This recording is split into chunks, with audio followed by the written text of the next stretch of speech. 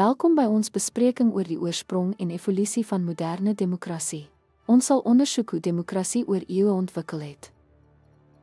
Moderne demokrasie is gebaseer op volkssoewereiniteit, politieke gelykheid en individuele regte. Hierdie beginsels het antieke wortels. In antieke Griekeland, veral Athene, het direkte demokrasie burgers toegelaat om aan besluitneming deel te neem. Die Romeinse Republiek het konsepte van republikanisme en verteenwoordiging bekendgestel, wat demokratiese regering beïnvloed het. Die Magna Carta in 1215 het vasgestel dat die monargiese mag nie absoluut was nie, wat die grondslag gelê het vir grondwetlike beperkings. Verligtingsfilosowe soos John Locke en Montesquieu het gepleit vir individuele regte en skeiding van magte en demokratiese denke gevorm.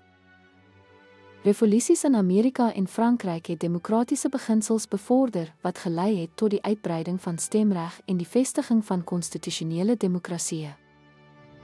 Na die Tweede Wêreldoorlog, dekolonisasie en die verspreiding van demokrasie na nie-onafhanklike nasies. Groei van internasionale organisasies wat demokratiese regering en menseregte bevorder. Ten slotte het demokrasie wêreldwyd ontwikkel en by uiteenlopende kontekste aangepas terwyl kernbeginsels gehandhaaf word. Dankie dat jy by hierdie verkenning aangesluit het.